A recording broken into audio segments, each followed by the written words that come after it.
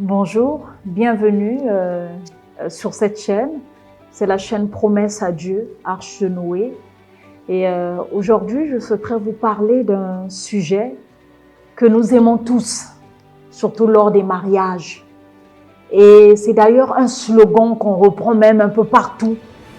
Et c'est au fil du temps que j'ai eu plusieurs expériences par rapport à ce verset biblique. Alors, ce verset biblique, c'est dans Matthieu 2, les versets 24. Donc, Matthieu 2, verset 24, qui dit aussi, « L'homme laisse-t-il son père et sa mère pour s'attacher à sa femme et ils deviennent une seule chair. » C'est le slogan qu'on utilise. Même quand les gens se marient, on fait des banderoles, on dit « L'homme quittera son père et sa mère, s'attachera à sa femme, les deux deviendront une seule chair. » Et la vraie question qu'il faut se poser, est-ce que réellement on quitte nos familles pour s'attacher à la femme, pour les hommes? Est-ce que la femme aussi quitte sa famille pour s'attacher à l'homme? Quand vous allez comprendre le fond, la profondeur de ce verset biblique, il y a des choses qu'on ne va plus vivre. Pourquoi je le dis? Dans certains mariages, dans certains couples, c'est là où on voit parfois la maman du mari qui est présente. Même dans le fonctionnement, on sent que le garçon n'a pas quitté sa famille. C'est sa mère qui lui dit comment faut-il aimer sa femme. C'est sa mère qui impose certaines choses. Du côté de la fille aussi, la mère est toujours présente. Surtout si la mère avait raté son foyer, c'est elle maintenant qui dit, il faut faire attention aux hommes. Hein? Moi, tu sais ce que ton père m'a fait subir. L'enfant vit maintenant selon la direction de sa mère. Le mari vit selon la direction de son père ou de sa mère, non pas selon la direction que les deux ont choisie. Cette parole est très, très profonde.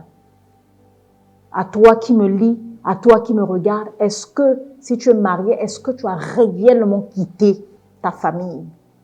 Même dans les décisions stratégiques, tu repars en coulisses, tu appelles ta mère, maman, qu'est-ce que tu en penses?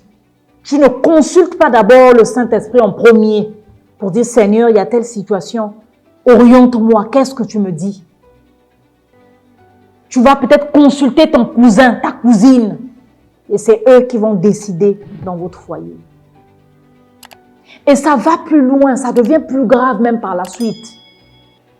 Aujourd'hui, on assiste à des familles où les enfants n'ont pas de mots à dire, hein, en face des neveux, des nièces de leurs parents.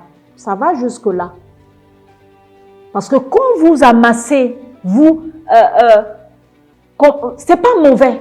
On ne dit pas que la famille est mauvaise. C'est pas vraiment ça mon message. Mais sachons mettre les limites telles que la Bible nous le conseille. On a assisté à plusieurs situations dans des familles où un père est décédé et les enfants se retrouvent dans la rue parce que le papa avait fait du méli-mélo. Que ce soit les cousins, que ce soit les neveux, que ce soit les nièces, c'est eux maintenant qui décidaient dans son foyer. Et les enfants se retrouvent, le papa est décédé, les enfants se retrouvent dehors. À cause d'un papa qui n'a pas réellement quitté sa famille.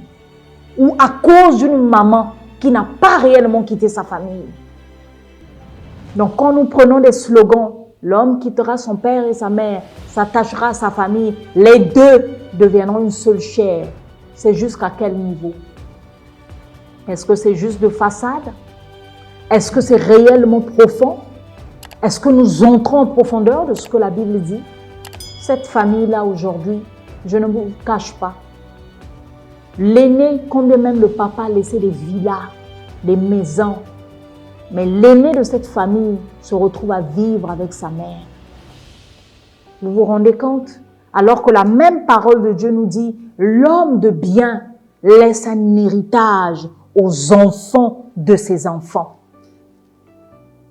On n'est pas contre les neveux, on n'est pas contre les nièces, contre les oncles, mais soyons clairs dans la Bible. La Bible dit, l'homme de bien laisse un héritage aux enfants de ses enfants. Mais des fois, il y a des papas qui vont mettre ses enfants de côté, qui va privilégier les neveux, qui va privilégier les nièces. Et il y a des enfants qui vivent même avec des traumatismes. Il a vécu, il a vu que papa, quand il avait l'argent, il envoie plutôt à ses neveux et à ses nièces pour acheter les cahiers, pour acheter les sacs, alors que ses enfants sont abandonnés. Il y a même des grands-mères dans certains pays qui disent que les enfants de la jupe, ce sont les enfants qui sont plus importants. Donc, c'est-à-dire l'enfant qui est né de son fils n'est pas plus important que l'enfant qui est né de sa fille. On néglige ces enfants-là au détriment des neveux et des nièces. Et vous ne vous rendez pas compte de ce que ça fait au niveau des tout-petits. Ça les traumatise. Et ces enfants-là grandissent avec des traumas. Quel foyer souhaitez-vous?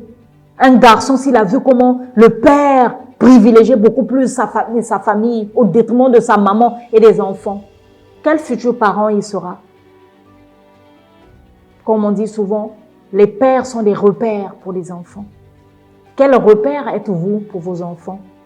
Comment vous fonctionnez en famille? Comment vous fonctionnez en famille? Comment vous fonctionnez en famille? Alors, je ne vais pas être très long pour cette vidéo, mais je prie le Seigneur, que le Seigneur t'aide beaucoup. Et en tant qu'entrepreneur aujourd'hui, il y a quelque chose que je vais dire par rapport aux entrepreneurs africains. Des fois, on n'évolue pas parce qu'on porte beaucoup de bagages en nous. On n'est pas suffisamment concentré. On veut embrasser beaucoup de choses. Je me souviens, j'ai été responsable RH très jeune. J'avais à peine 26 ans. Villa à ma disposition. Une Mitsubishi, une grande voiture à ma disposition, ménagère. Mais j'avais des charges parce que il y avait tellement de monde autour de moi. C'est bien, il faut aider. On n'en disconvient pas. Mais est-ce que tu as pensé à toi dans 10 ans, dans 20 ans? Est-ce que tu as pensé à tes enfants, à avoir une vie de famille où tu es là avec ton cocon familial, avec ton mari, avec les enfants? Il y a même des entrepreneurs qui n'ont pas de temps. Week-end, samedi, dimanche, c'est bourré de monde, il n'a pas de temps. Alors qu'un entrepreneur a besoin de concentration pour réfléchir, pour avoir des stratégies dans la durée. Parce qu'aujourd'hui, on parle de durabilité. Une entreprise, elle est construite sur 99 ans. Et pas que. Ça, c'est ce que la loi dit. Mais il faudrait qu'elle transcende des générations. Et ça, c'est le propre souvent des Africains. Ça va peut-être vous choquer. Vous allez peut-être dire que « Ah, cette dame, elle est mauvaise », mais c'est la vérité. Souvenez-vous de cette parole. L'homme quittera son père et sa mère et s'attachera à sa famille, à sa femme plutôt, et les deux deviendront une seule chair. Je vais encore prendre d'autres exemples en parlant des entrepreneurs. Il y a un pays où il y a beaucoup de milliardaires que j'ai côtoyés, c'est au Cameroun. Ces milliardaires-là, dès qu'ils disparaissent, c'est l'empire qui s'écroule. Pourquoi? Parce que trop de méli-mélo. On n'a pas réussi la transmission auprès des enfants. Ils n'avaient pas le temps de s'asseoir même avec ses enfants. Ils n'avaient pas le temps que les enfants regardent ce qu'ils faisaient. Parce que tant que tu ne regardes pas ce que ton père fait, tant que tu ne regardes pas ce que ta mère fait, comment pourras-tu gérer l'héritage qu'on va te léguer? Tu vas pas bien le gérer. Donc, retenez ce verset biblique. Genèse 2, verset 24. L'homme quittera son père et sa mère et s'attachera à sa femme. Les deux deviendront une seule chair. Je vais encore insister là-dessus. Et ça, c'est le témoignage d'une femme. C'est même aller très loin, vous savez. Cette femme, à un moment donné, c'est son beau-frère, c'est-à-dire le mari, donne l'argent de la popote à son frère pour donner à sa femme. Sa femme, quand elle se réveille le matin, c'est maintenant son beau-frère qui lui donne l'argent de la popote. S'il faut un peu d'huile, un peu de riz, c'est son beau-frère qui gère le sac de riz et le bidon d'huile. Voilà certains foyers, comment certains foyers fonctionnent. Voilà comment certains foyers fonctionnent. Et on se retrouve parfois avec des filles qui ont des traumas, qui n'arrivent pas à ouvrir leur cœur, à aimer sincèrement. Parce qu'elle se dit, si je m'ouvre à ce garçon, peut-être il est comme mon père. Vous voyez comment l'ennemi attaque dès la souche, dès le cocon familial. Je vais m'arrêter par là. Il y a plusieurs exemples à propos de ce verset biblique. Et aujourd'hui, on voit l'Occident. C'est vrai, en tant qu'Africain ou Africaine, des fois on se dit « Ah, ça c'est la vie des Blancs ». Mais ils ont compris quelque chose. C'est ça qu'on appelle le développement. Ils ont compris quelque chose qui leur ont permis d'évoluer sur ce point-là. Donc à vous qui me suivez, que le Seigneur puisse vous aider, que le Seigneur puisse nous donner la sagesse, l'intelligence de savoir que ce qu'il dit, c'est pas seulement la forme, mais c'est aussi le fond. C'est pas seulement la théorie, mais c'est aussi la pratique. Ce n'est pas facile. On ne dit pas qu'il faut refuser ses parents. Il faut les refouler, mais il faut savoir mettre les limites. Alors que le Seigneur vous donne la grâce de comprendre ce verset biblique et surtout de l'appliquer.